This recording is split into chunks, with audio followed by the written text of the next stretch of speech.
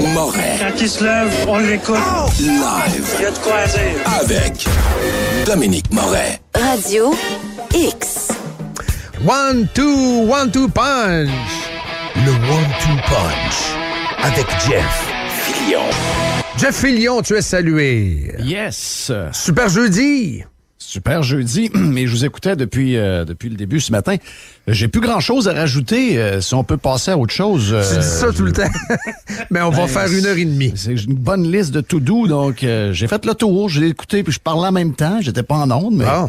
Regarde, ça a fait un bon tour. Sérieux, ce que tu as fait sur Trudeau, c'est quasiment un podcast en soi.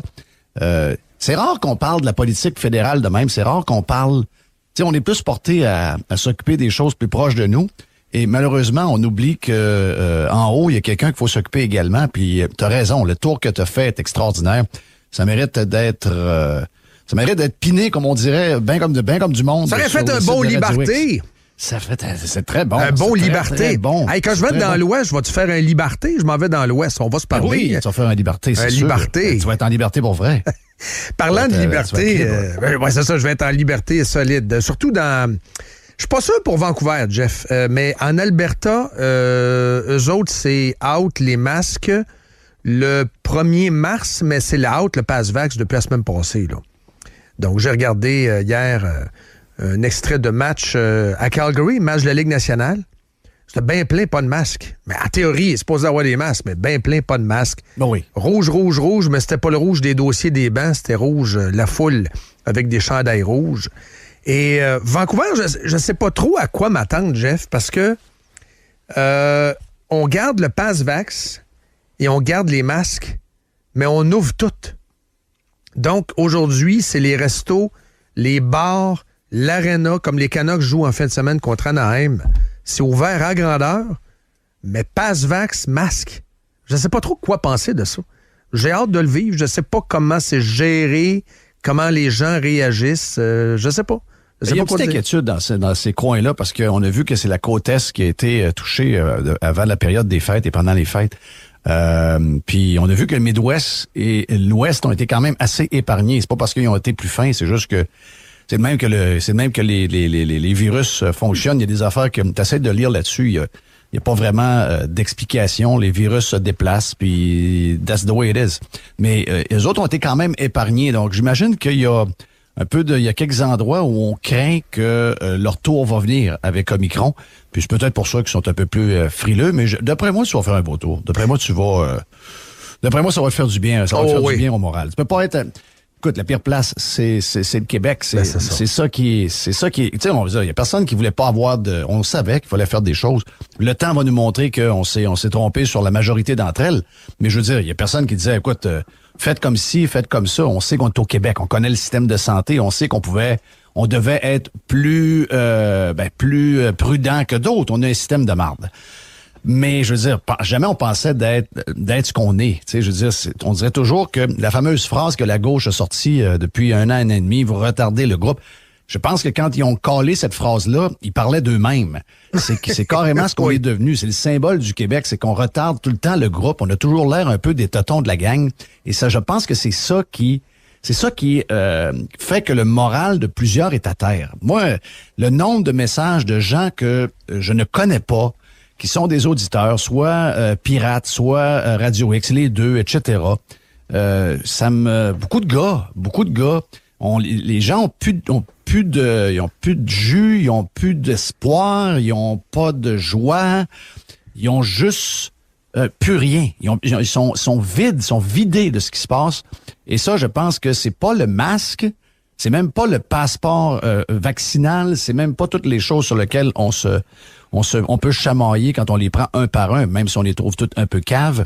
C'est, je dirais, le mood général. C'est la manière qu'on est traité, la manière qu'on se fait pointer, la manière que... Et ça, il y a deux clans comme ça. Il y a les journalistes et il y a le politique. Oh oui, il y a quelques influenceurs montréalais là, qui sont des confineurs incroyables. Mais je pense que les autres, leur pouvoir est quand même pas mal plus limité qu'ils le pensent. Et c'est vraiment ces deux groupes-là qui ont réussi à enlever... tu sais, je le dis souvent, je pense que le Québec a toujours été vu, en tout cas à l'intérieur du Canada, comme étant the place pour avoir du fun. La belle province. Ben oui, la belle province. On s'en va là pour aller aux danseuses, on s'en va là pour aller à la F1, on s'en va là pour prendre un coup sur vrai, ce que tu Sainte-Catherine. dis, c'est tout à fait vrai. Là. Ben c'est ça. Là, ben oui, olé, olé. Ben oui. C'était le côté olé, olé. Il y avait une joie de vivre, il y avait une simplicité de vivre. Je sais que je reviens souvent avec ça, mais comment on a pu arriver à ce point-là d'être dans les... On dirait qu'on s'en va tranquillement vers la mort. On dirait la fameuse phrase qui a été popularisée par Radio X et le Monde parallèle de Jeff il y a plusieurs années, on dirait que finalement, c'était une genre de prémonition. Le monsieur qui disait « Je suis assis, puis j'attends la mort au plus Christ. » On riait de ça, Dan? Vas-y donc dans le coffre-fort. Quelque part, c'est sûr. Oui, mais c'est un classique, ça. Tu comprends ce que je veux dire? Oui. C'est qu'on dirait que c'est ça. On est un peuple éteint, en fin de vie, vieux. Je regardais le sondage hier. Par groupe d'âge. Hier, on le voit, là, la CAQ est propulsée par des gens de 60 ans et plus. Oui, je vais aller voir ça. Ouais, moi, j'ai 53 ans, 54 ans. Donc, je suis pas très loin de ces gens-là, mais je me sens pas du tout concerné par leurs revendications. Mais c'est ceux-là. C'est ceux-là. Imaginez-vous, après 2 ans, écoutez, je sais pas si vous avez vu ce matin dans la presse, la personne qui était sur la commission de la DPJ qui est en train de complètement laisser tout aller. Elle dit, regarde, les enfants sont malmenés. Vous lisez cet article-là, votre cœur saigne. C'est une faillite. Et tu sais, t'additionnes ça à tout, là. Puis je veux dire, on peut dire que c'est la faute des libéraux encore, là, mais c'est comme Éric Duhem le disait hier, fait 3 ans et demi que ce parti-là est au pouvoir et tout ce qu'il touche, soit qu'ils sont incapables de l'arranger ou ils le scrapent à jamais. OK? Et il y a il y a 60% des gens de 55 ans et plus, malgré les 2 ans qui nous ont qui ont envoyé un message en grandeur de la boule que le Québec est pas à la là.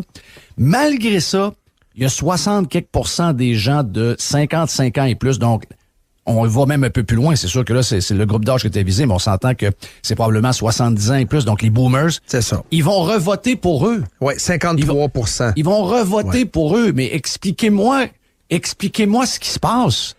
C'est le pire gouvernement de l'histoire de la politique québécoise qu'on a devant nous. Tout ce que nous regardons un après l'autre, les hôpitaux, les écoles, la DPJ, les CHSLD, ça fait 3 ans et demi. Et ça n'a jamais été aussi pire que ça l'est en ce moment. Et ces gens-là, qui veulent avoir probablement une belle fin de vie, le fun, ils veulent les remettre au pouvoir. Oui, vous les félicitez.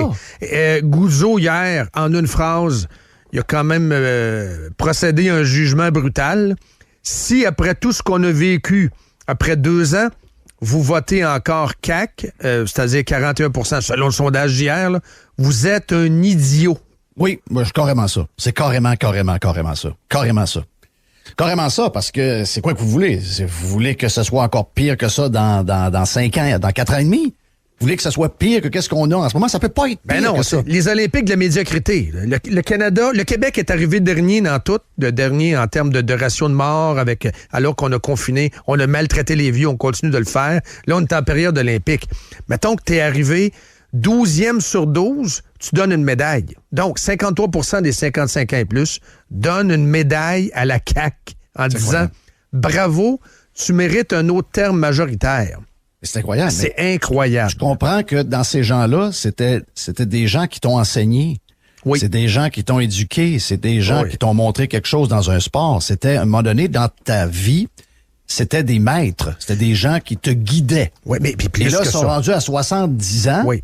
Ils sont pas assez bright pour se rendre compte qu'il y a un parti en ce moment qui est en train de scraper à jamais. À moins que c'est ça qu'ils veulent. C'est peut-être ça qu'ils veulent. Peut-être que leur but, c'est, regarde, on scrape tout, puis ils vont tout scraper, puis une fois que ça sera tout scrappé, il y a quelqu'un d'autre qui va leur monter en neuf. C'est peut-être ça. Peut-être qu'ils sont plus intelligents qu'on le pense. Mais je pense pas. Je pense que c'est vraiment des gens qui... je sais plus où ils sont rendus. Je sais pas. Je suis pas capable de suivre. C'est quoi leur thinking derrière ça? Il y a quelque chose qui marche pas, là. Les boomers, c'est qui, les boomers? Pour les gens qui se posent la question... La génération du... Je pense qu'ils ont 57 ans et plus, 57 ou 58 ans et plus. Oui, c'est ça. C'est jusqu'à 64. C'est 46-64 la date de naissance. Mais ce que je veux dire... Mais ça va pas avec l'âge. Non. Il y a les Boomer X qui nous écoutent. Vous n'êtes pas concernés. Si vous nous écoutez, on parle pas de vous autres. Exact. Mais c'était qui, dans le fond, cette génération-là? C'est la génération du Peace and Love. Woodstock, 1967. Donc, la génération olé olé. La génération du « moi, je veux prendre la pilule. Moi, je veux me faire avorter. La liberté sexuelle. Pas besoin de me marier pour avoir des relations sexuelles. Les femmes au foyer, ça suffit. » Toutes des choses pour lesquelles on est d'accord. Moi, je suis pour la liberté. On est pour la liberté. Ben oui. Mais ces gens-là, c'était à l'origine, quand ils avaient 18, 19, 20 ans, une génération de liberté. Liberté de fumer du pot, liberté de loafer, liberté de voyager partout. Liberté de prendre son char chaud. Ben oui, c'était ça. Liberté de ne pas s'attacher. Anyway, ça n'existait pas, les ceintures de sécurité. C'est arrivé par après. Puis même si ça existait au début, on ne la mettait pas.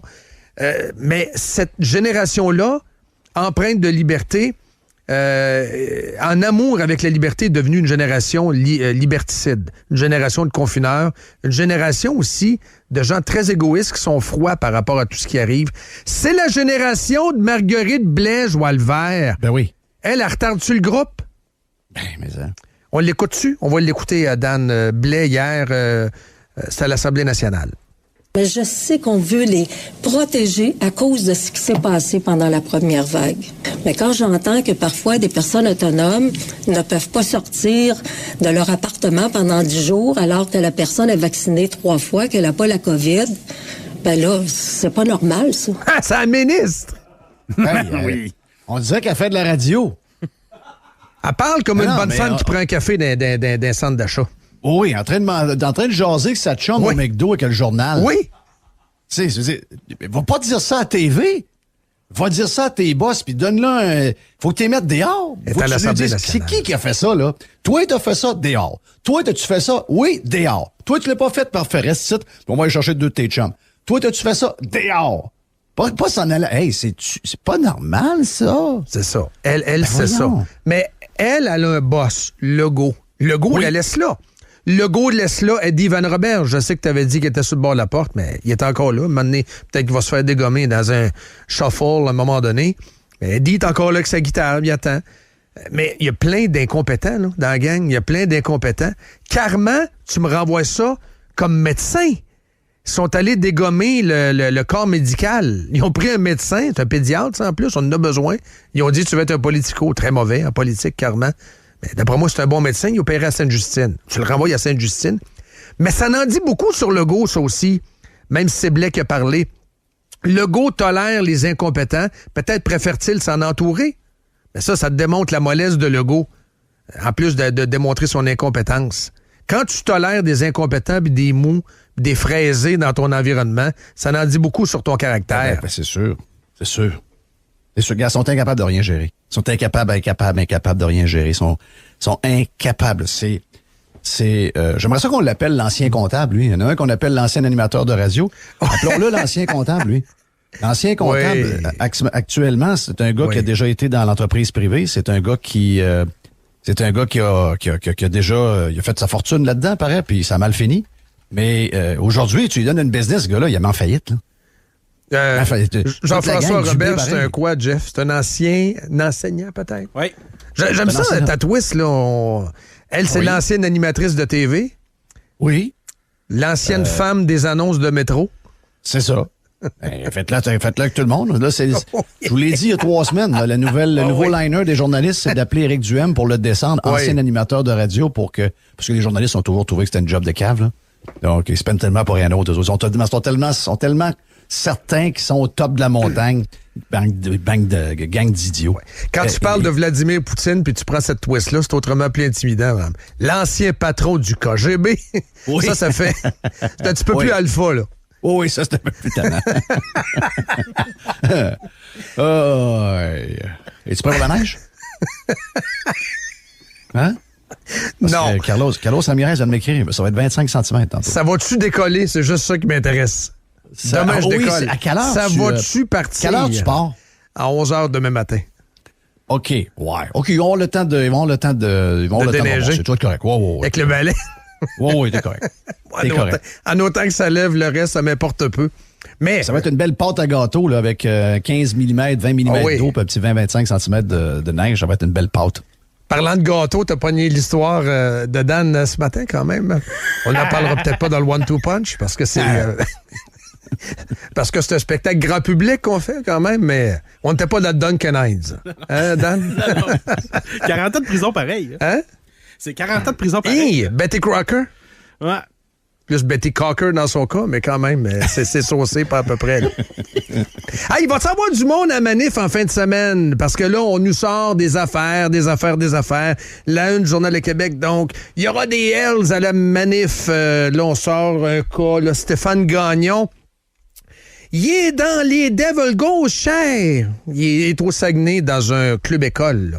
Il est des Devil Gauche, cher. Ouais. Cher. Donc, on essaie de... Puis c'est une vraie histoire. Là. Je suis pas en train de dire que c'est une fake news, c'est une vraie histoire. C'est intéressant à lire. Mais on dirait qu'on veut vraiment plus de manif à Québec. Le maire est sorti. Puis hier, c'est une drôle de sortie aussi, d'ailleurs. C'est alors qu'il y a encore, d'abord moi, 10 pieds de neige un peu partout dans les parcs. Là, on tient à souligner qu'on enlève le droit de prendre de l'alcool d'un parc et t'as plus le droit d'amener de barbecue. Ce que la bombe avait pris comme décision, là, ça, c'était quand même le fun. T'amenais ton petit hibachi puis ta coupe de vin. Hier, il a fait une sortie, le maire, pour enlever ça. Mais c'est parce qu'on est en février. Il craint que ça se fasse dans la rue, là. C'est ça l'histoire. Je sais pas pourquoi il met le spotlight sur lui-même. On sait pas... moi, si j'étais lui, j'irais très low profile là-dessus. Oui. Je sais pas pourquoi il veut se faire haïr avec ça. C'est pas sa cause. C'est ça. Tu sais, c'est les gens s'en vont manifester contre le gouvernement qui leur impose une vie de misère. Ça n'a rien à voir avec la maire de Québec. Je sais pas. Je sais pas qui est dans son équipe de conseillers, mais il est très mal conseillé. Faut qu'il s'enlève de là. Get out. C'est parce qu'à un moment donné, tu vas être sali par la bande. Puis tu vas être un peu l'artisan de ton propre malheur. Puis là, tu vas juste te faire des ennemis que t'as pas en ce moment. Je sais pas pourquoi il s'en va là. C'est vraiment une manifestation contre Legault et la CAQ. Ça n'a rien à voir au maire de Québec. Mais en faisant ça, il se met dans la gang. Je comprends pas son point là-dessus. Puis en fin de semaine, ben écoute, c'est sûr que... Il va y avoir du sport. Il y a des parents qui vont être avec il va y avoir du monde. Il va y avoir du monde parce que les parents, entre autres, sont tannés des masques dans les visages des enfants. Oui. Puis, c'est un faux déconfinement qu'on vit, puis les médias sont certains que la vie normale revient quasiment à partir du 1er mars ou du 14 mars. Là. Ils sont certains de ça. Oui, je me suis fait écrire ça. Hey Jeff, là, puis Dom, arrêtez d'en parler, c'est fini. Ben, c'est pas fini. C'est pas fini. Il y a comme une boîte qui circule. Non, c'est pas fini. C'est pas fini. C'est pas fini. Il y a encore des affaires à régler au fédéral. Il y a des... la meilleure phrase, c'est la phrase de Jerry. Il nous lance des paquets de peanuts. On y va par étapes. C'est loin d'être fini. Mais c'est pas des peanuts au barbecue, Jeff. Les gens sont de même. Je sais pas pourquoi les gens endurent ça. Pourquoi les gens sont comme ça. C'est pas des peanuts au barbecue, mon Jeff. Non, je sais, c'est des Jerry? C'est des peanuts au miel. Peanuts au miel. Hey, ça, c'est-tu décevant, quelqu'un qui sort un plat de peanuts? Ah, c'est pas mangeable. Ça colle. Tes mains toutes beurrées après. Oui, il y a quelque chose de déplaisant là-dedans. Les roastés sont bonnes. Salées. Oh, mais c'est quand il y a du miel. Quand t'as un verre de liqueur en plus, les yeux te revirent à l'envers. Non, mais pas au miel. Juste salé. Pas rien, zéro sucre. Juste salé. Ou nature, ça peut faire. Une petite nature naturelle. Comme tes casses, tu peux y prendre en écal, hein, Modane, tes casses, parfait. Ah, absolument. Tu peux y manger de même aussi. Mais c'est une poignée de peanuts, vous avez raison. Duclos. Ben, je veux t'entendre là-dessus, l'espèce de pseudo-déconfinement de Duclos. All right. Moi, ça m'a coûté 300 cucs à Savannah quand je suis parti test PCR. Parce que ça en prenait. À Hilton Head, il n'y en avait plus. Bon, il était retardé. Là. Il y avait un backlog dans les labos. Mais là, c'est 24 heures et moins avant. Ça t'impose encore un stress, Jeff. Si tu t'en vas passer un week-end à Boston ou à New York, c'est pas le fun. Tu sais, c'est une loterie. Oui, tu peux être asymptomatique. T'es positif. Ton astifi de bâton, t'es poigné avec. Puis là, il faut que t'ailles sous supervision dans un CBS. Là, tu peux pas l'acheter sur un étalage puis te passer ça là, dans la chambre d'hôtel. Là. Puis rendu au Canada, t'as encore la loterie. Là. Hop, tu t'en vas là, toi, tu t'en vas te faire tester. Je comprends que t'as pas à rester à la maison. Mais ce que je veux te dire, c'est que c'est encore un emmerdement et pour les touristes et pour les Canadiens qui veulent voyager. C'est encore un stress comparé à ce qu'on vit, par exemple, au Portugal, en Espagne ou en France, où tu n'as plus ce genre de test-là, Jeff. Écoute, l'endroit où il y a plus d'éclosions tout le temps, là, depuis le début, c'est les hôpitaux. Et on ne fait pas ça dans les hôpitaux. Et c'est de loin plus que les voyages. Les voyages, c'est dans les endroits où il y a le moins d'éclosions. Donc, la science nous dit que s'il y a un endroit que tu peux relâcher plus rapidement, c'est les voyages. Mais il y a d'autres choses derrière ça.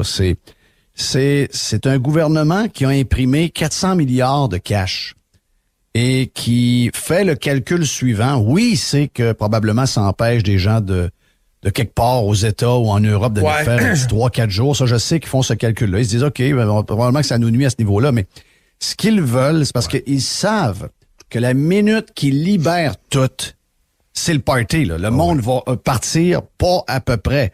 Il y en a qui partent en ce moment. Il y en a ceux qui, ça leur dérange pas de grinder un peu, ça leur dérange pas de rouler dans le gravel un peu. Il y a du monde de même. Moi, je pense que t'es comme ça. Moi, je suis comme ça. On en connaît, plein. Sauf qu'il y a des gens que la minute qu'il y a un petit stress, et je l'ai vu dans le temps des fêtes, la minute qu'on a rehaussé légèrement les restrictions pour voyager, il y a quasiment la moitié des gens qui ont annulé leur voyage, alors que c'était déjà un peu compliqué quand ils l'ont acheté, puis là, ils ont rajouté une petite patente de plus. Moi, j'avais fait les pour et les contre, je serais allé quand même, mais on n'est pas tous faits pareil. Et eux autres, ils le savent. Donc, ils se disent, plus on va leur mettre des normes sévères, plus on va les garder longtemps, plus ces gens-là vont rester ici, puis ils vont dépenser leur argent à l'intérieur du pays. C'est ça qu'ils veulent. C'est carrément 400 milliards, ce n'est que ça. Il n'y a rien à voir avec la santé publique, ça n'a rien à voir avec la santé. C'est une mesure ça n'a rien à voir avec la peur d'un Omicron. C'est uniquement un moyen de faire rouler cet argent-là, de la taxer une couple de fois, puis d'essayer de récupérer le plus, parce que on a des très, très, très gros défis économiques qui s'en viennent. Et le déficit, c'en est un. Puis le fait qu'il y a beaucoup d'argent dans le marché qu'on a imprimé, ça l'a créé un paquet d'affaires. Les chaînes de montage, les matériaux qui manquent, les ci, les ça. Donc, on voit la récession que nous avons en ce moment. Il y a le désastre économique qui est commencé, en passant, sera pas mal pire que les 2 ans de COVID. C'est ça la mauvaise nouvelle qui nous attend. Ça sera un long chemin de croix. Et eux autres regardent ça, puis ils sont un peu paniqués, puis ils disent, OK, qu'est-ce qu'on fait avec ça? Essayons de garder l'argent dans la place, parce qu'on l'a quand même imprimé, puis on l'a donné en gratis à tout le monde. Donc, essayons de la faire rouler pour la récupérer d'une certaine manière. Moi, je suis certain que c'est uniquement ça. C'est intéressant. Ça n'a rien à voir avec la santé publique. Il n'y a rien à voir. Rien à voir. Les voyages ne créent pas d'éclosion plus qu'un endroit ou un autre. La majorité des places où il y a des éclosions, c'est les écoles, c'est les hôpitaux, c'est ces endroits-là. Puis on demande pas aux jeunes de rentrer à l'école puis d'être testés à chaque fois qu'ils rentrent. Là. On demande pas à tout le monde d'être testé à chaque fois qu'ils rentrent à l'hôpital. Mais pourquoi on le demande pour les avions? C'est juste pour écœurer le monde. Juste pour écœurer le monde. Mais vous avez le gars écœure le monde. On dirait que c'est ça sa volonté. Trudeau, c'est un... Tu l'as dit tantôt, tu as fait le tour, je peux pas le faire mieux que tu l'as fait, c'est impossible. Regarde, qu'est-ce qu'il y a à dire de plus sur Justin Trudeau? Mais malheureusement, il y a quelques mois, les Québécois avaient entre les mains la possibilité de sortir Trudeau. OK, puis je sais que le Parti conservateur avait pas le chef alpha numéro 1, là, on n'était pas... Mais c'est toujours bien mieux que Trudeau, qui est un homme... qui est un homme dépourvu de tout ce que ça prend pour être chef des scouts, OK? Donc, il est très, très, très, allons-y poliment, très limité dans ce que ça prend pour faire ce qu'il fait là. Puis, je veux dire, il y a pas de monde qui peut faire ça en passant, là. Je veux dire, je suis pas en train de dire que c'est le plus cave des caves. La majorité des gens, toi, moi, la majorité des gens qui nous écoutent, on n'a probablement pas ce qu'il faut pour être là non plus. Mais lui, il n'a carrément pas ça. On peut le confirmer. Mais ce gars-là... Tu sais, je veux dire, on avait la chance au Québec de le sortir. Et on a voté pour le Bloc. À cause d'une madame qui n'a pas été fine au débat. Ouais. Hey. C'est-tu IMO, là, pas à peu près, ça, là? Hey, puis moi, je me souviens de ça. Ça a duré 2 semaines, les chroniques dans le Journal de Québec. Ouais, la modératrice. Ben oui. Mais c'est nous, ça. C'est nous autres. C'est nous autres. Au lieu d'être logique, dire, regarde, à tout prix, il faut sortir ce gars-là, il est dangereux. Il est dangereux pour ton portefeuille. Non, ça me dérange pas. La madame n'a pas été fine avec le gars du Bloc, le gérant d'Éric Lapointe. Exact. Donc, on a voté Bloc, puis si on n'a pas voté Bloc, on a voté libéral. Puis, si il y a eu quelques conservateurs, là, c'est des conservateurs libéraux qu'on a élus dans la région de Québec, là.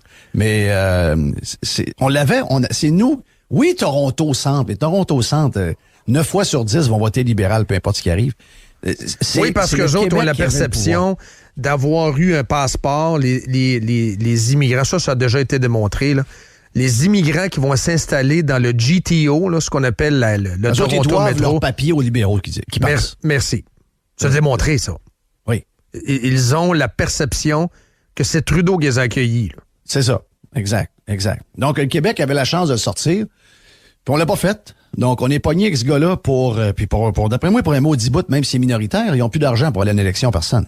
Donc, on est pogné avec ça.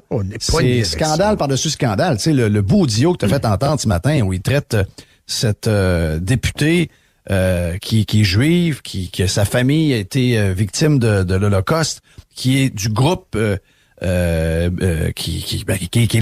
est une homosexuelle. Donc, il l'a attaqué en la mettant dans le groupe des nazis. Je veux dire, ça nous montre que le gars, il est plus là pantoute. Le gars est plus là pantoute. Le gars est dangereux. Carrément dangereux. Puis j'ai aimé ce matin ce que tu as dit. Tu sais, moi, je pense pas que Lightbound a sorti tout seul. Je pense que Lightbound est backé par beaucoup de monde. Je pense qu'il est backé par des députés. Je pense qu'il est backé par l'establishment. Il y a un pas à faire. Et Lightbound, la manière qu'il s'est présenté, il semble avoir un peu le membre de la presse avec lui. Tu sais, ils ont fait semblant qu'il n'existait pas, mais tu sais, ils l'ont pas frappé à coups de batte de baseball quand même. Ils l'ont comme laissé aller. Je pense qu'il a dans les mains une genre de clé pour ouvrir de quoi qui permettrait à ce qu'on sorte ce gars-là. Écoute, Trudeau, faut le sortir. Sortir ce gars-là. C'est dangereux. Il fait mal au Canada. Le Canada se fait brasser à la grandeur de la terre. Mais pourquoi on en est là? Je sais pas, regarde. Pensons à ça, puis je vais te parler de Biden. Pourquoi Biden est là et pourquoi Trudeau est là? Moi, je prendrais Biden, là. Ouais, moi, je prends ni un ni l'autre. Moi, je prends Biden. Je vais prendre Biden. J'ai pas de misère à prendre Biden.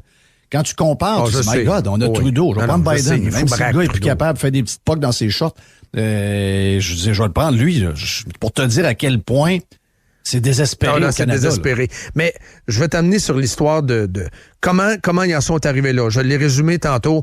Trudeau, donc, évidemment, moussé par une haine exacerbée envers Harper, puis en même temps, une connivence avec CBC beaucoup, l'équipe proche de Mansbridge qui ont carabiné le réseau CBC et les médias du Canada anglais écrits avec des portraits très, très complaisants de Trudeau. C'est l'avenir, c'est anyway, c'est le fils de l'autre, blablabla. Et en taisant l'histoire ou en trivialisant l'histoire des blackface, qui est quand même monumental, quand même, à une époque où on a Black Lives Matter, on a un gars qui a fait 3 blackface. Qui peuvent ça, c'est impossible. S'en tirer. Il y a personne. Donc, protégé par les médias et jusqu'à la toute fin. CNN a élu Biden. CNN, c'est de l'anti-Trump mur à mur, mais plus que ça. Si l'histoire d'Hunter Biden est du laptop, allez lire le dernier livre de Peter Schweizer là-dessus. Lui, c'est un journaliste d'enquête. Il a eu accès au laptop. Moi, je l'ai lu, le livre. Jeff, c'est renversant. On a un traître à la Maison-Blanche. Mm-hmm. Il a lu le contenu du laptop. Mais ça, c'est une histoire du New York Post, mais qui n'a jamais levé et qui a été étouffé par les médias mainstream, nommément le Post à Washington et le New York Times. Ça a sorti en campagne électorale à, grosso modo, je pense, à 3 semaines du vote. Peut-être un mois, mettons. Là. C'est quasiment début de campagne. Ça aurait été... Si les médias s'occupent de ça, Biden... voilà. Je me demande s'il n'est pas obligé de se retirer. C'est tellement gros que je me demande si en pleine campagne, il n'est pas obligé carrément de se retirer. Ben, ça aurait changé complètement le narratif. C'est Kamala Harris qui se ramasse candidate. Oui, exactement. Parce que ça aurait changé complètement le narratif. Ça serait devenu des enjeux au débat, au moins dans les 2 débats. Donc, il y aurait eu des questions là-dessus, c'est sûr. Donc, les médias ont étouffé ça pour se débarrasser de Trump. Et là, tu vois la même affaire concernant Clinton. L'histoire de Durham, je ne sais pas si tu as suivi ça, où il s'est démontré, puis là, ça s'en va en cours, cette affaire-là, puis je ne sais pas comment ça va évoluer, où c'est démontré que Clinton a payé des tech operatives pour aller espionner et rentrer dans le système informatique de la campagne de Trump pour finalement salir Trump et montrer que Trump est de connivence avec les Russes. Ça, c'est démontré. C'est une histoire qui est complètement rocambolesque. et qui rappelle quasiment Watergate, où c'est de l'espionnage contre le camp adverse. Watergate, c'est quoi? C'est Nixon, des proches de Nixon qui sont allés espionner, qui sont allés mettre des micros dans le bureau d'élection démocrate de l'autre bord pour espionner. Donc, c'est un sabotage. Mais c'est ça qu'on a actuellement. Mais c'est une histoire qui ne lève pas plus à l'heure actuelle. Non, il est étouffé aussi. Étouffé. Pourtant, mais là, quand Trump parlait de ça pendant la campagne, qu'il savait qu'il avait été... il y a quelques semaines, j'ai été hacké, puis il y a de l'espionnage dans mes affaires. Je te dirais que les médias s'en prenaient à Trump, le traitaient de tous les noms, disaient que Trump était un menteur, qu'il essayait de faire de la fake news pour essayer de faire dérailler la campagne ça, on se rappelle, là, c'est pas la dernière, c'est l'avant-dernière campagne. C'est ça. Puis, je te dirais que un des moments qui a ressorti cette semaine, qui nous montre exactement comment ces médias-là se comportaient, je pense que c'est une des émissions d'information les plus suivies des 50 dernières années. C'est 60 Minutes, où une des reporters seniors, je pense que de mémoire, c'est Leslie Stahl, qui est avec Trump, et regardez, plutôt écoutez, je sais que c'est en anglais, mais ça dure 40 secondes, écoutez le ton, et vous allez voir, et finalement, 4 ans et demi plus tard, Trump avait carrément raison, mais écoutez le ton de la journaliste pendant le plus grand 60 minutes de nouvelles, le plus regardé aux États-Unis, et vous allez comprendre que nous vivons dans une et c'est la même chose au Canada, nous vivons dans une place qui est complètement hijackée par les médias. Écoute ça, donc. Écoute ça. The biggest scandal was when they spied on my campaign. They spied on my campaign. Well, there's no real evidence of that. Of course there is. It's all over the place. Leslie, they spied on my campaign and they got caught. Can I say something? You know, this is 60 Minutes, and we can't put on things we can't verify. You won't put it on because it's bad for Biden. We can't put on things we can't verify. Leslie, they spied on my campaign. Well, we can't verify It's been totally verified. No. It's been, just go down and get the papers. They spied on my campaign, they got caught. No. And then they went much further than that, and they got caught. And you will see that, Leslie, and you know that, but you just don't want to put it on the air. As a matter of fact, I don't know that. Okay. Donc ça, c'est il y a 1 an et demi pendant la campagne contre Biden, et l'enquête ça coulait déjà de partout. Oui. Et t'as vu comment elle ne veut pas. Non. Mais c'est ça que nous vivons. Carrément. C'est ça que nous vivons. Moi, il y a des fois des gens qui me disent, t'es haïs donc bien les médias. Non, ben ça, c'est Je les haïs beaucoup. Je les haïs beaucoup pour des choses comme ça. Ils sont dangereux. Tu as carrément dit le terme que je voulais utiliser, hijacké. Donc, c'est comme un pirate de l'air. C'est comme si les médias étaient entrés dans la cabine de pilotage, puis ont tassé le pilote. Ils ont mis une seringue dans le cou, comme Dexter. Ils ont carrément contrôlé l'avion. Oui. Et là, on a affaire à 2 régimes, appelons-les les régimes, 2 régimes en Amérique du Nord qui ont été littéralement piratés par les médias majeurs. New York Times, CBC, Washington Post, pas du gaga-gougou ce qu'on raconte, c'est démontré. C'est démontré, là. Donc, ils décident du narratif. Puis quand on dit fake news, souvent, Jeff, c'est ce que j'appellerais des péchés par omission. C'est-à-dire, on va omettre de publier une nouvelle. Oui. Ça ne sera pas nécessairement des histoires, des élucubrations inventées, des histoires à coucher dehors. On va faire semblant que cette histoire-là n'existe pas. On va l'étouffer. La fake news, c'est souvent la vraie nouvelle qui est étouffée, qui est passée sous silence. Et ça, on a vu ça, dans la COVID au Québec, dans les 2 dernières années. On a vu ça, là. Des histoires qu'on a sorties, que tu as sorties, que Gerbet a sorties, mais qui ont plus ou moins élevé, et qui n'étaient jamais sorties d'un point de presse. Hier, Josée Legault, elle a quand même fait une bonne sortie hier, mais on ne l'a pas l'extrait, là. Elle est touchée par ça, CHSLD. C'est quand même dégueulasse ce qui s'est passé cette semaine. Heureusement que Thomas Gerbet est là. L'histoire des aînés enfermés qui n'ont même pas accès à leur aux toilettes, là, c'était quand même épouvantable, là.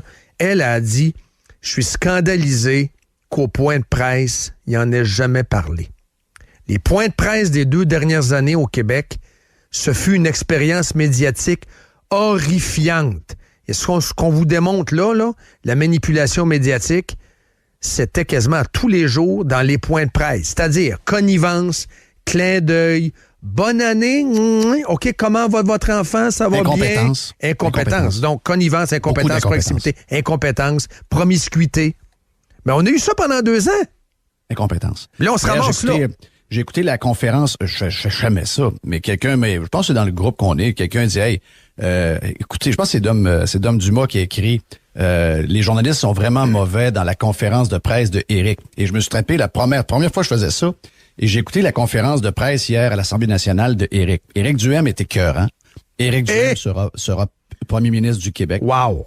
Ça, c'est clair. Il a mal à la tête Dumont matin, là. Dumont. Dumont, il a mal à la tête, là. En fait, il n'a pas dormi, là. Ouais, Dumont est dans une mauvaise passe. Il est très, très, très jaloux d'Éric Duhem. Très jaloux de ce qui se passe. Anyway, on va parler de Dumont tantôt, mais la conférence de presse, c'est les mêmes journalistes, ou à peu près, que tu décris, là. C'est eux qui étaient avec Éric Duhem. D'abord, le ton est complètement différent avec Éric Duhem. Oui. Complètement différent. Agressif. Agressif. Répondez! Jamais ils ont ce ton-là avec Legault. Jamais. Mais ce qui est marquant de cette conférence-là, Éric est trop intelligent pour eux, mais je veux dire, même quelqu'un de moyennement intelligent est capable de regarde, il gagne la game facilement. C'est des journalistes. C'est comment je pourrais dire comme image. C'est une gang de joueurs de hockey qui patinent sa bottine puis qui font semblant au monde qu'ils ont joué dans la Ligue nationale pendant 5 ans. OK? C'est de l'incompétence. Et ça, on peut pas se permettre ça dans notre société. On peut pas avoir des médias et des journalistes sans talent qui, en plus, sont accoudés au pouvoir, qui sont pas capables de faire la job. C'est eux qui nous ont mis dans le trouble. C'est eux qui se sont tournés contre le monde. Puis on continue avec la manifestation d'en fin de semaine. On va trouver l'organisateur un peu bizarre. Alors que dans toutes les manifestations, il y a des gens à l'intérieur des organisations qui sont un peu bizarres. Là. Sauf les carrés rouges, Jeff. Ouais, les carrés rouges, il y en avait aussi. Oui, j'espère, Jeff. On lui a donné la bascule anti-péché des 2 dernières semaines. Pas à peu près. Quelle belle jeunesse. Oui. Martine, Gabriel, l'autre, je me rappelle plus. Léo, il s'est placé à McKinsey, hein, il a une belle job. Oui. Oh. Wow. C'est quand même un nom qu'on entend trop souvent depuis 2 ans, d'ailleurs, cette firme-là. En effet. Mais c'est ça, c'est que on a dans la société, dans la démocratie, il y a une structure, il y a des remparts de protection, tout dépendamment d'où vous êtes. Et le 4e ou le 5e pouvoir, appelez-les comme vous voulez, ce que nous, on fait à Radio X, c'est le rôle de tout le monde. Je sais que d'avoir le vent dans le visage, parce que c'est le rôle des médias, d'avoir le vent dans le visage, c'est fatigant, OK? C'est tannant. Moi, j'étais un joueur de golf, quoique j'aime mieux l'avoir souvent dans le visage, contrôler mon affaire que l'avoir dans le dos. Mais dans le dos, c'est parce que c'est bon pour l'ego. Au lieu de driver 245 verges, tu drives 280 puis t'es sûr que t'es comme les gars de la PGA. Dans le visage, c'est tannant. Tu le files, tu manques d'air un peu parce qu'ils vendent fort. C'est notre rôle, on le sait, on est plus qu'une fois, pas juste pendant la COVID, c'est arrivé souvent. Nous, on fait notre job. On prend les affaires qui arrivent, puis on essaie de défendre le plus possible le monde ordinaire, puis le monde ordinaire qu'on est, puis les X, puis etc., puis ceux qui ont des valeurs qui nous ressemblent. Puis go, on y va, puis on fonce, envers et contre tous. Mais ça devrait... Puis t'as été journaliste assez longtemps pour le savoir, puis tu le faisais. Et comment ça se fait que ces gens-là ont abandonné ça? J'ai aucune idée pourquoi, mais ils ne le font plus. Ils ont plus de courage. Ils vont avec la facilité. Ils ont un talent qui est très limité. Et ça a donné ce que ça a donné là. Ça a donné un go incroyable, un laisser-passer à ce gouvernement-là au point où on a enfermé les personnes âgées dans leur petite chambre sans chambre de bain, au point où on a laissé les fenêtres des enfants dans les écoles ouvertes à moins 25 degrés, qu'on leur laisse des masques dans le visage en sachant très bien que eux ne sont pas touchés par ça, exact. Que c'est pas leur bébé à eux autres, c'est pas un virus pour eux autres. Il aurait dû être épargné tout ça. Non, on a été contre la science, on a été contre les statistiques. Et la raison pourquoi ils ont pu aller là, c'est que les remparts qu'on a dans une démocratie qui nous protège nous ont laissé tomber. Et les journalistes et les médias du Québec et du Canada auront un gros examen de conscience. Parce qu'une fois que les subventions vont finir, ces gens-là vont se courir après la queue, pas à peu près pour survivre, sauf pour Radio-Canada. Mais un jour, j'espère qu'il y a qu'un politicien fédéral qui va arriver puis qui va dire c'est terminé, on est rendu ailleurs, puis que on va repartir avec des médias qui ont de l'allure, des gens qui font la vraie job, c'est-à-dire d'être celui qui protège le citoyen et non protéger le gouvernement. Dumont. Mario Dumont. Parlons Mario Dumont. Dumont, hier, j'ai écouté les deux entrevues d'Éric. D'abord, veston-cravate, donc il s'est présidentialisé, avant il était un peu plus casual, mais très calme. Donc, contrôle ses humeurs, ça, il se fait baver, c'est l'enfer. Dumont, je reviendrai qu'après ce mois, là, c'était plus professionnel. Mais Dumont, hier, c'était comme une vache enragée. Hein? Il l'interrompait. Répondez, vous êtes anti-vax, hein? Pourquoi vous êtes anti-vax? On peut pas passer les extraits. Mais Dumont, ça a mal fini avec lui, là. Éric, tu peux pas le battre. Tu peux pas le battre avec des arguments. Tu peux pas le battre sur la question de l'anti-vax. Ce matin, Jeff, les chroniques. J'ai mis 2 tweets et des photos. Le texte de Richard Martineau. Il dit, Éric, c'est une guédoune. Richard Martineau qui dit que quelqu'un est une guidoune. Je veux dire, c'est de la projection. Là. Je veux dire, on est là. Le gars est venu à Radio X pour ramasser un chèque puis il a joué à game. Là. Et la minute qu'il a fini Radio X, il est redevenu comme avant. Je veux dire, quand on parle de guidoune, je pense pas que Richard peut amener ce mot-là à qui que ce soit. Là. Il a écrit. Richard, c'est le symbole numéro 1, c'est le représentant numéro 1 de ce qu'il décrit. Là. C'est lui le King Guidoune. Là. C'est correct, là. Mais je veux dire, c'est bizarre que c'est lui qui amène ça. Éric a guidouné. C'est ça qui est écrit. Il a, comme on dit en bon québécois, guidouné, il a passé la gratte et ramassé tous ceux qui en avaient ras-le-bol des consignes. C'est pas tout à fait ça. On va quand même le donner à La Traverse, qui a quand même dit « Eh oh » hier, elle ajoute. Elle a quand même dit... Les gens sont en satellite-popette, là. T'as entendu ça qu'il a dit ça? Paul Larocque? Mais là, écoutez-moi bien. Les gens, là, avec le retrait du passeport vaccinal, là, sont inquiets. Là. Ils sont en satellite-popette, là. T'es pas sérieux, hein, Oui, j'allais quelque part, je vais t'envoyer ça. OK, c'est bon. Très drôle. Mais elle a dit, arrêtez de dire que c'est un gars d'une cause. Ça, c'est encore une fois, journaliste mal enseigné ou mal renseigné ou mal avisé. Non, mais c'est juste du sabotage. Ils savent que c'est pas ça. C'est juste pour... c'est le narratif. C'est pour aller le mensonge. C'est le mensonge. C'est le mensonge. On le garoche, on le répète et ça va devenir une réalité. Ouais, il y a 88 pages son programme, Jeff. Ben oui. 88 pages. Il y a des histoires, Éric, là, dans son parti. Il y a eu une espèce de conciliabule, là. C'est sûr que c'était comme en ligne, pas le choix, les mesures, là. Ben, le document, là, qui en est sorti, là, je l'ai devant moi, là. C'est la liste des suggestions pour les propositions électorales. 88 pages. Il parle de tout là-dedans.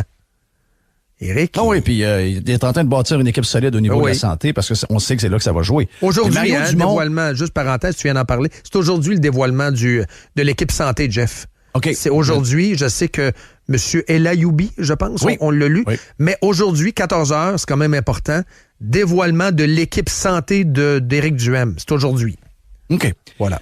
Écoute, Mario Dumont, mon feeling, je l'ai dit hier matin à Radio Pirate avec Gerard, on a jasé. Radio Pirate, on est plus...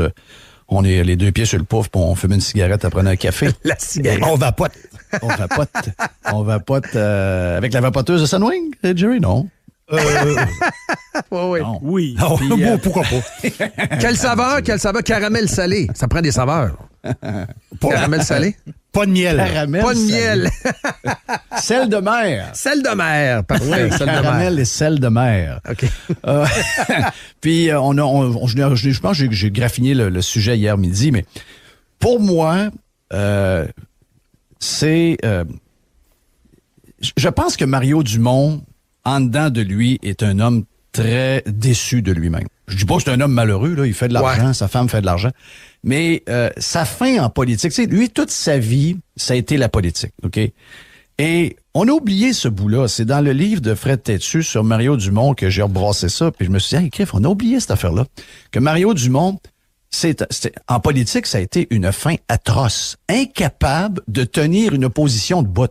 Tu sais, de tenir un gouvernement qui a à prendre des décisions, à enlever un chèque à quelqu'un, en donner un autre, puis de vivre avec les conséquences de ces décisions.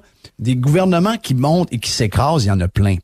Mais des oppositions officielles qui ont la chance d'être proches du pouvoir, puis que pendant qu'ils sont dans l'opposition, au lieu de de devenir le prochain gouvernement, c'est le contraire qui arrive, ça devient un parti complètement éliminé à presque 100%. On n'a pas vu ça beaucoup dans l'histoire de la politique. Et c'est arrivé avec Mario Dumont, qui nous a montré qu'une fois qu'on lui a donné la chance de nous montrer ce qu'il y avait dans le corps, le gars a fait d'ampelle, OK? Il a fait d'ampelle. S'il y en a un qui comprend cette expression-là, c'est un gars de ferme, il doit comprendre ce que je veux dire. Il a vraiment moffé à patente. Et il est sorti de là, la queue entre les deux jambes. Oui. Et il s'est ramassé, bon, il est allé s'embourgeoiser à Montréal en étant des médias. Sa blonde a une carrière, ce qu'elle n'avait pas auparavant. Tant mieux pour eux, il doit rentrer 1 million par année dans la maison. Ça, là, regarde, j'ai aucun problème avec ça. Mais en dedans de lui, c'est quelqu'un qui a un échec majeur. En dedans de lui, il a perdu. Okay? C'est une grosse blessure. Une grosse blessure. Si tu permets, je reviens sur sa démission. Le 24 février 2009, j'ai un article devant moi. Dans une lettre laconique, donc une courte lettre, le chef de l'ADQ annonce qu'il mettra fin officiellement à son mandat de chef du parti et de député de Rivière-du-Loup le 6 mars prochain. Il quitte son poste, ça va à Montréal dans le privé. Dans une lettre adressée au président du parti, Mario Charpentier, je pense que c'est Mario Carpentier. C'est écrit Charpentier, mais Dumont. Ça se peut que ce soit Charpentier. Mais Dumont n'a pas organisé de point de presse pour annoncer son départ, ni prononcé de discours d'adieu à l'endroit de ses collègues à l'Assemblée nationale. Ouais. Et il a dit: les gens qui étaient contre moi depuis 14 ans vont me dire en chambre que finalement, j'étais bon en maudit. Non, ça va être correct. Le gars, il est parti très, très amer. Très amer. Et cette amertume-là n'a pas été guérie. Il a démissionné par lettre. Non, puis écoute bien, OK? Cette info-là, je sais qu'il a essayé de convaincre Éric Duhaime de ne pas se lancer. Ouais? Il a pas dit de ne pas se lancer en politique. Il a dit, si tu deviens chef du Parti conservateur, il y a une chose que tu dois faire. Ne parle jamais des règles sanitaires. Va-t'en sur l'état des routes, va-t'en sur les écoles, va-t'en sur mais non, alors qu'on était en pleine crise. C'est pourquoi tu penses? Pas de pif. S'il y en a un qui sait comment Éric Duhaime est bon, c'est Mario Dumont. Mario Dumont, et je cite le livre de Fred Têtu. Oui. Mario Dumont, alors qu'il travaillait, je pense qu'il était en Irak ou au Maroc à ce moment-là, il travaillait. Il y a un proche de l'équipe de Dumont, alors dans l'opposition, qui a pris l'avion et il avait le mandat de convaincre Éric Duhaime de venir aider Mario qui était dans le trouble. Et le mandat était: tu reviens et tu prends un billet d'avion quand tu l'as convaincu de revenir, tu reviens pas avant ça. OK? Donc, s'il y en a un qui sait comment Éric Duhaime est bon, il s'appelle Mario Dumont. Mais là, Mario Dumont, il l'a regardé aller dans les médias, il l'a regardé aller comme chroniqueur, il l'a regardé aller depuis quelque temps. Et ce qu'il voit, parce que le Parti conservateur du Québec, finalement, c'est l'ADQ qui a fait d'ampelle. Oui. C'est juste un nom différent, mais c'est l'ADQ. Oui, OK? Ouais, c'est bien dit. Et là, maintenant, le chef, au lieu d'être Mario, c'est Éric. Le magasin est parti sous un autre nom, c'est quasiment ça. Oui, mais Éric va aller plus loin que Mario parce que Éric est plus vite. Éric a plus de répartie. Éric est un communicateur, ce que Mario Dumont, on l'a vu hier, ce qu'il n'est pas. Donc, toutes les qualités que Éric a, Mario les a jamais eues. Je dis pas que Mario c'est un bon rien. Je dis juste que pour un politicien, Éric Duhaime a toutes les grandes qualités que Mario n'a jamais eues. Mario, c'est un gars par en dedans, il a une face bête un peu, il est drabe, etc. Il y a tout contre lui. Il est austère. Très austère. Et là, t'as Éric qui, lui, est très... Écoute, la manière qu'il répond, bang, bang, bang, vous l'avez fait jouer tantôt en disant... oui. Hey, comment ça se fait qu'à Québec, vous êtes si populaire? C'est à cause de Radio X? Ben, il dit, si les médias avaient un rôle à jouer, GND serait premier ministre. On l'écoute-tu, Dan? Image. On va le mettre, Jeff, on va le mettre, on l'écoute. Oui. Présence fréquente à Choix Radio X, M. Duhaime, est-ce que c'est ce qui explique en partie les résultats de sondage favorables pour vous dans la région de Québec? Je pense pas que c'est juste une question d'exposure médiatique. C'était une question d'exposure médiatique. Je pense que Québec solidaire serait 10 fois plus populaire que nous présentement au Québec. Je pense qu'il y a aussi le fait que nos politiques rejoignent les gens. Les gens, ils votent pas pour un parti parce qu'ils l'ont vu à TV. Ils votent pour un parti parce que ça rejoint leurs valeurs et leurs idées. Bang, bang. Bon, OK. Ça, là, le ton, la manière que ça coule, tu l'as dit tantôt, sont calmes. son look, tu sais, le chum Eric veut pas, c'est un avantage, c'est un gars dans la mode. Là. C'est ça, exact. Donc, Eric va être toujours bien habillé, il aura pas l'air d'un bonhomme comme les autres politiciens. Tout ça, là, c'est toutes des affaires que Mario Dumont avait pas. Et Mario, il voit ça. Il a le goût, hein, Mario Dumont, il attend que François Legault perde là, pour peut-être reprendre sa place à un moment donné en politique. Mais tu sais, là, ça le dérange. Il voit que Mario Dumont est en train de faire ce que lui est pas capable de faire. Et là, ça le dérange. Il est pogné à la TV. Il voit sa blonde qui est de bonne humeur à faire de la TV aussi. Puis si, mettons, il disait à sa blonde, hey, je me retourne en politique, elle dirait, t'es-tu malade? Toi, il rentre plein de cash dans la maison. On est bien, arrête-moi ça, la maudite politique. C'est assez, on était là. Donc, tu sais, c'est comme une affaire qui est incomplète pour Mario Dumont. Et il voit que le gars qui a pris sa chaise est peut-être 5 fois meilleur que lui. Il parle au Super Bowl. Et ça le blesse énormément. Et c'est ça qu'on a vu hier. Tandis que l'autre a lancé des interceptions puis s'est planté puis il n'est jamais allé loin en série. Devait aller, il était à zone début, il a échappé le ballon. C'est le premier but, genre, il l'a échappé. Tandis que l'autre va aller au Super Bowl ou risque d'y aller à tout le moins. Nouveau corps arrière, plus olé. C'est sûr qu'il y a de la jalousie, là. Écoute, le ton qu'il avait hier, l'agressivité, on n'a jamais vu Mario Dumont agressif. Non. Et Éric Duhaime, c'est un ami à Mario. C'était un ami à Mario. Ouais, c'était. Et Mario a largué Éric parce que Éric dit ce qu'il dit depuis à peu près 1 an. Tu sais, je veux dire, y a du monde qui ont besoin d'avoir des chums de même? Je veux dire, Éric dit pas de sottises. On essaie de coller après lui qui est anti-vax parce qu'il y a des gens encore qui ont un pas pris matin, le vaccin. Jeff. Encore un matin. C'est écœurant, ça. C'est écœurant. Arrêtez de penser que les anti-vax, c'est toutes des cocombes. C'est une gueudonne anti-vax. C'est une gueudonne et c'est un anti-vax, je te cite. J'ai surtout hâte qu'Éric Duhaime se libère du boulet anti-vax. Arrêtez! Qu'après moi, hier, l'a interrogé là-dessus. Roy, il est parti sur un autre track. Après, that's all. Il faut arrêter. Il a compris que c'était pas ça. Là. Vacciné 2 fois, il y a eu la COVID, merci, bonsoir, arrêtez. Il dit, je suis pas anti-vax.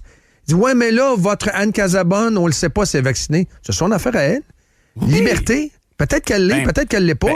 Doug Ford l'a expliqué. Moi, Doug Ford, regarde... Va le chercher, l'extrait de Doug Ford, Dan. Très important. Écoute, je sais que je le dis à chaque fois, nous autres, tu connais mon ami Denise the Beautiful, Denis Labelle. Qu'est-ce qu'il en pense? Puis Marlene, nous autres, on travaillait en Ontario, à Ottawa, avec cette gang-là pour essayer de les faire élire. Ils sont souvent impliqués, puis au niveau financier, puis toutes ces choses-là.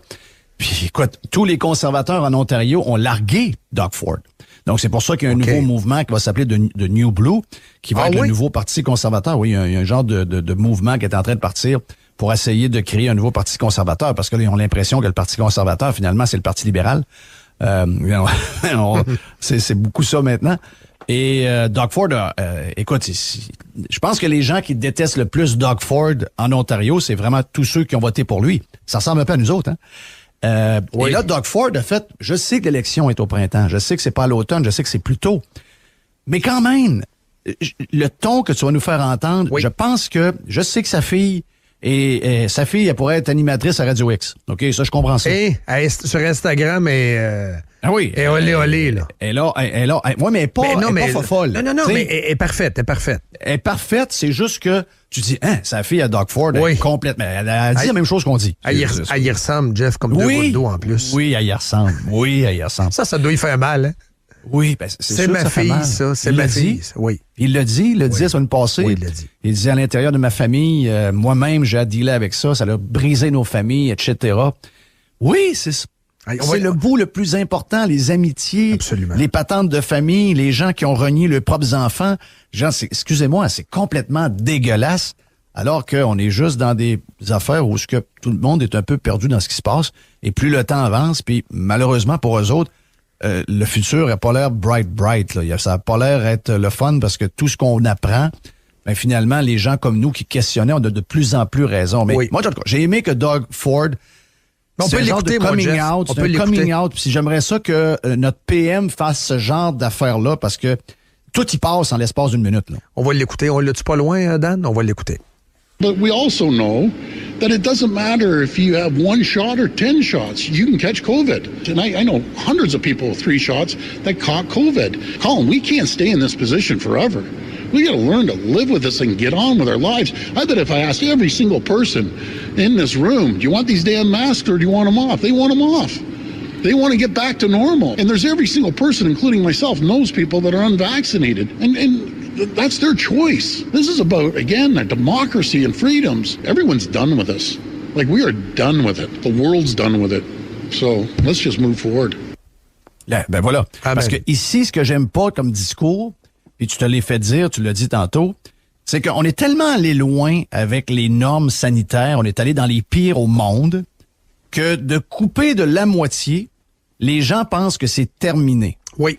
Mais si on est à la moitié de ce que nous sommes présentement, nous sommes encore dans les pires au monde. Ben oui. C'est pas terminé. Ben non. Et ils vous le disent, gardez votre passeport vaccinal. On en aura probablement besoin. On sait ce que ça veut dire. Ça veut dire qu'ils vont le ressortir cet automne quand il y aura une autre vague parce qu'on va être pris dans ce cycle-là avec des hôpitaux qui sont pas capables d'avoir de patients parce qu'il n'y a pas de staff. Ouais. Et ça, c'est la raison pourquoi il n'y a pas de staff. C'est de leur faute à eux. C'est pas de la faute du monde, mais c'est nous autres qui payent en bout de ligne. Et la faute du fédéral aussi, Jeff. Parce que quand tu reviens, t'es obligé d'avoir ton Arrive-Can qui ne veulent pas enlever. Puis dans l'Arrive-Can, t'as le passeport vaccinal qu'il faut que t'ailles. C'est ça aussi, là, l'autre patente, là. Fait que t'as le confineur au fédéral, main dans la main avec le confineur au provincial. Tu comprends? C'est ça. Donc, les deux ensemble, c'est loin d'être terminé. C'est ça. À chaque fois qu'ils nous racontent des histoires, tu sais, ça aurait été si facile de dire c'est fini, garde, terminé. On veut plus rien savoir. Puis les masques, ça va bien. Fin mars, c'est terminé aussi. Garde, on reprend la vie normale. Terminé, puis on deal avec ça. Mais la vraie fin, c'est Tam qu'il faut qu'il sorte pour dire... Puis, je sais pas, la balance du pouvoir, c'est qui l'a, là, parce que Duclos, il a l'air aux fraises un peu, il n'y a plus de leader, on sait plus trop qui mène, là, au fédéral, c'est un peu confus, puis c'est un peu diffus, là. Mais la vraie fin, oui, c'est que toutes les mesures sautent, mais qu'Arrive-Can saute. Ça, il faut que l'Arrive-Can, ça saute. Il faut qu'à un moment donné, tu présentes juste ton passeport aux lignes. OK, parfait, t'es allé magasiner. Moi, mon feeling, c'est que mais... Arrive-Can leur a donné quelque chose qui leur donne de l'info de plus sur nous. Ben, c'est sorti, ça aussi. Qui vont garder ça à vitam aeternam parce que ça règle un autre problème. Mais le contrôle, oui. Je reviens à la discussion qu'on avait tantôt. Les vraies fake news sont les nouvelles qui ne lèvent pas et qui sont étouffées. Ça, c'est un méga scandale, l'histoire des données cellulaires qui ont été littéralement contrôlées sans mandat par le fédéral, les déplacements et tout. Mais c'est ça qu'ils veulent. Ils l'ont. Ça, c'est démontré. Ça a sorti. Mais ça aurait dû faire un méga scandale. Méga scandale que les données cellulaires informant des déplacements de tous les Canadiens aient été colligées par le fédéral. C'est quasiment une patente à la Snowden, cette affaire-là. Oui, exact. On est dans la même zone. Même zone, mais ici, c'est correct, ça a sorti, puis on n'en parle pas d'un point de presse. C'est un point de presse au fédéral aussi, trompe-toi pas, là. Moi, je les écoute, les points de presse. Là, c'est très respectueux envers Trudeau. Là, Mr. Trudeau. On trippe encore là, du côté des journalistes. Là. Je sais. Regarde, la fin de ça au fédéral va arriver quand il y a quelqu'un qui va passer au cash, c'est-à-dire qu'il va se faire sortir de là, c'est Trudeau. Le reste va suivre. Tam va suivre. La nouvelle personne qui va arriver va probablement dire, écoute, on a besoin de changement. Tam va sortir. L'autre va arriver avec... Regarde, si Doug Ford est...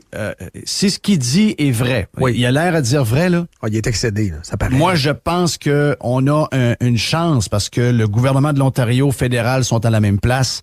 Donc, la pression vient souvent de l'Ontario pour le fédéral.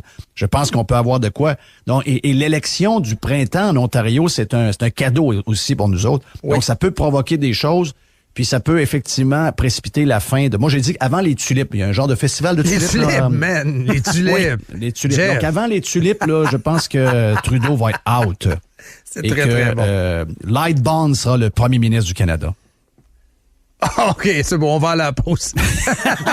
C'est là qu'on va en pause avec notre plat de peanut. Et on revient dans Moret Live. What do we got here? Moret Live. Salut, c'est MC. Et Justine. Papa, il aime pas le café, mais nous, oui. On a découvert la brûlerie Europa de Cap-Rouge. Leurs 27 variétés de café sont super bons et sans amertume, même les plus corsés. Si vous êtes à Québec, vous pouvez déguster leur café sur place. Si vous êtes de l'extérieur, essayez la boîte découverte Pirate qui comprend 4 sortes de café afin de goûter et trouver votre café préféré sans vous déplacer. Mentionnez que vous êtes pirate et obtenez 10% de rabais. Ils ont aussi des capsules pour votre Keurig et votre Nespresso. Brûlerie Europa. Commandez en ligne à brûlerie-europa.com. Ici Stéphane Bruyère, courtier hypothécaire pour les architectes hypothécaires. Puis, il est très bon. 90% des nouveaux clients de Stéphane Bruyère proviennent de références. Mais pourquoi? Ouais, pourquoi? Parce que Stéphane Bruyère vise à dépasser le niveau standard du commerce en offrant un partage de compétences enrichissant. Stéphane Bruyère, c'est un allié pour acquérir une propriété, un conseiller pour refinancer votre résidence, votre référence en financement hypothécaire pour l'avenir et plus encore. Contactez Stéphane Bruyère, courtier hypothécaire. 266-6666. Le spécialiste hypothécaire, c'est Stéphane Bruyère. Claire?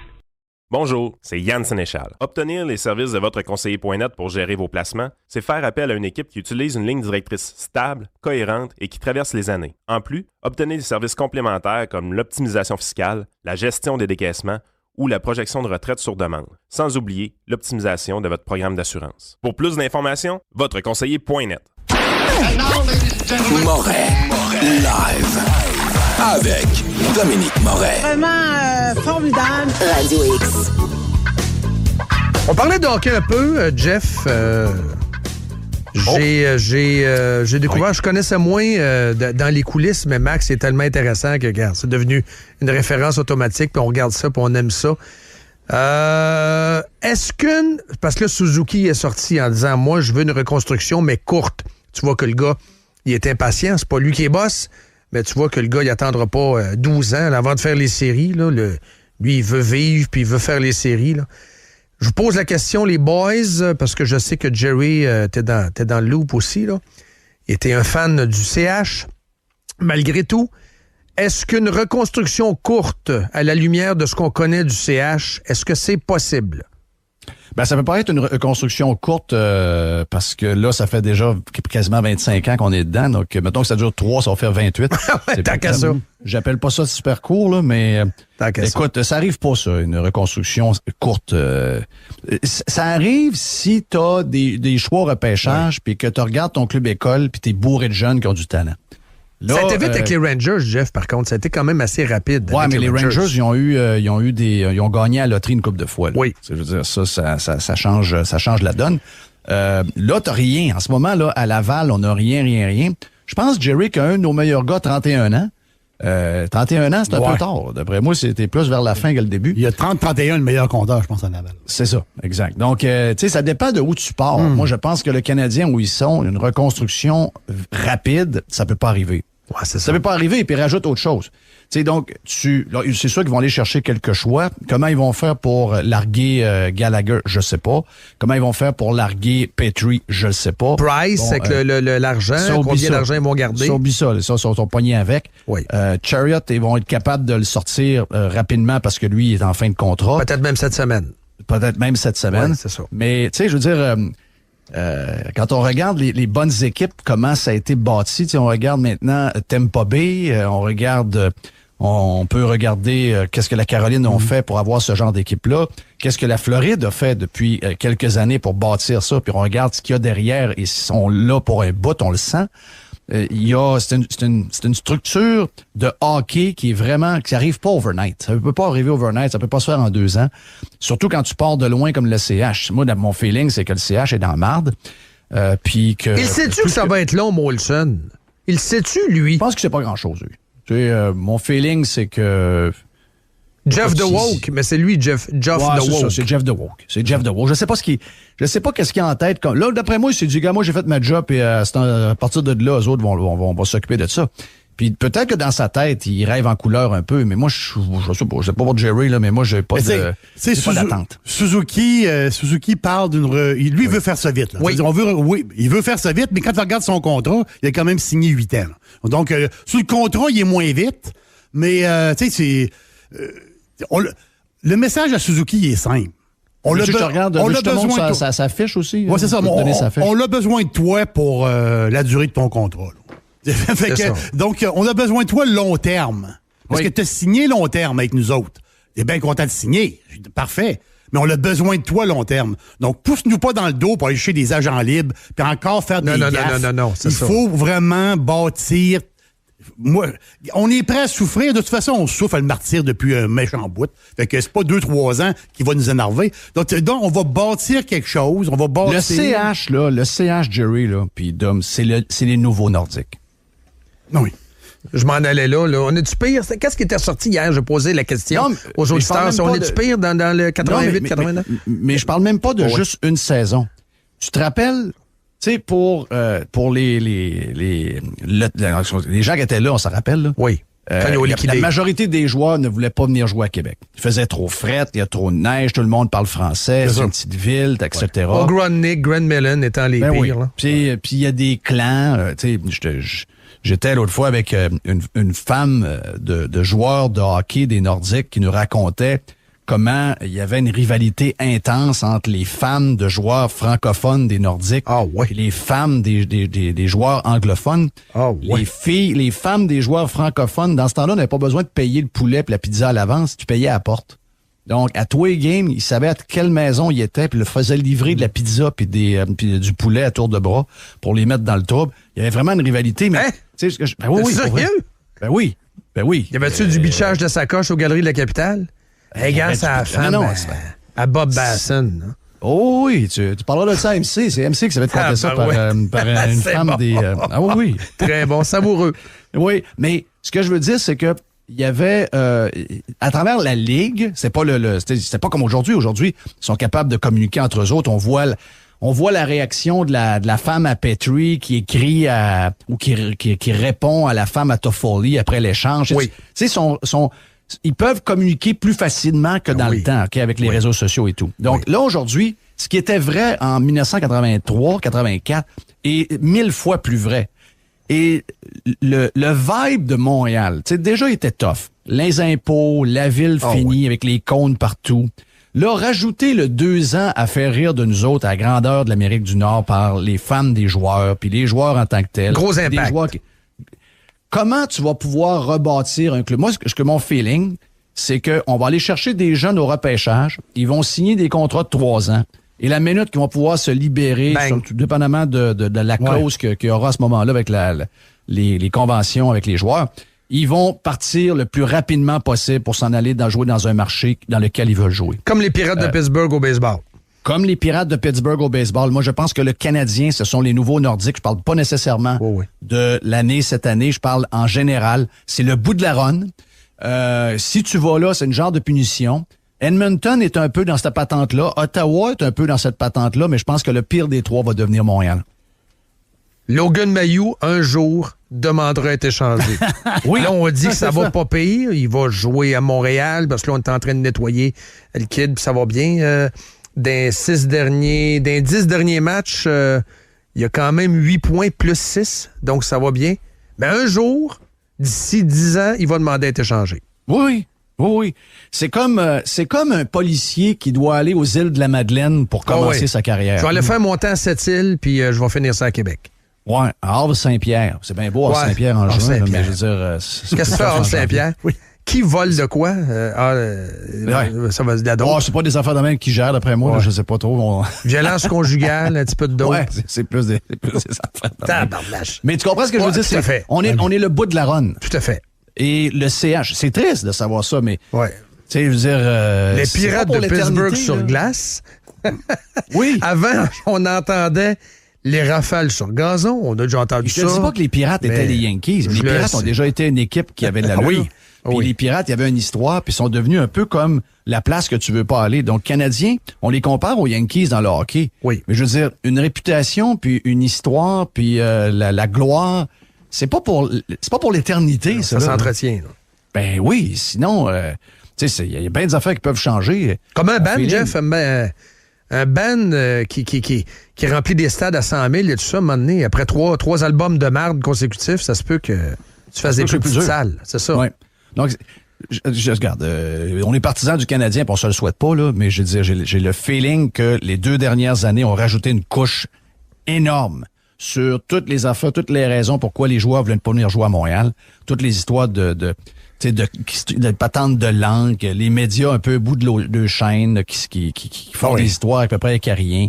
Avant, tu sais, jouer à Montréal, il y avait comme du fun. Oui, mais faut parler aux joueurs francophones qui ont joué dans les années 80 à Montréal. Ils ont eu du fun. Oui, tu vas Shane Corson. Ben oui, si vous pognez Shane Corson, va demander s'il a aimé ses années à Montréal. Il va dire, hey, Montréal, c'était le fun. Pour ce que je me souviens, parce qu'il y a eu plusieurs soirées dont tu te souviens pas, là, Sarah Crescent, ça virait, là. Pas à peu près, là. Ben oui, mais jusqu'au Costitine. Oui. On dirait que ça a cassé après. Oui. Mais quand tu mets le gilet des Packers de Green Bay, on s'entend-tu que la ville, c'est assez spécial. T'es dans un état un peu spécial. Il fait fret à Green Bay. Mais en réalité, c'est-à-dire, même si la ville est poche un peu, puis t'as l'affaire... Mais en réalité, il y a une fierté de porter le gilet. À Montréal, il n'y a même plus cette fierté-là. Fait qu'à un moment donné, ça tient plus. T'as une ville poche, t'as une place bizarre, à un moment, c'est ta fierté de porter le gilet, ça veut dire quelque chose. Mais c'est ça que le Canadien... Quand on parle de reconstruction, il y a la reconstruction du CH en tant que tel, du brand canadien, de l'honneur du Canadien. Très bien il y a ça à rebâtir. Très bien dit. Comment tu fais ça? Comment tu fais ça? T'engages Patrick Roy. Voilà. C'est ça pareil. Hein? Hey, Patrick, cette semaine, ça m'a fait mal. Patrick qui dit, finalement, mon histoire de gérant, ça n'a pas pogné. J'ai pas renouvelé mon contrat avec mon gérant. J'ai plus de gérant. Remarque, les Blues de Saint-Louis, s'ils veulent l'engager, ils peuvent l'appeler. D'après moi, c'est facile. Là. Mais c'est triste, hein? J'ai plus de gérant. Lui, il s'était pris un gérant pour peut-être faciliter les négociations, puis ci, puis ça, puis... eux autres, ils l'ont reçu en entrevue pour dire « Ah, on y a parlé à Patrick, le gars, laissez-nous pas des tomates, on y a parlé. » Moi, je l'aurais pas fait, là. Mais je l'aurais peut-être pas fait au départ, mais je l'aurais gardé à contre-cœur. Parce que ça envoie drôle de message, je trouve. Surtout quelques jours après la nomination de Saint-Louis. Saint-Louis nommé coach, il abandonne son gérant.